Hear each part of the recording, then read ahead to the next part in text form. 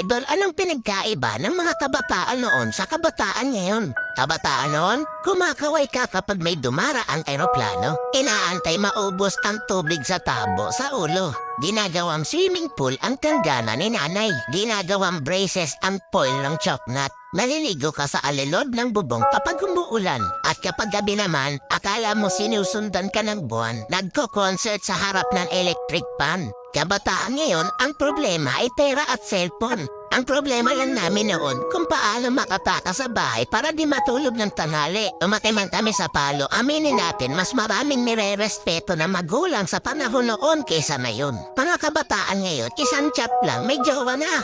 Kami noon sa claims lang umaasa. Broken-hearted, papad friends ang resulta. Mga kabataan noon, ang dami ng alam na trabaho. Kaysa sa kabataan ngayon, tamad na, puro pa gadgets, di pa mautusan. Minsan nagiging ibon, minsan nagiging paniki.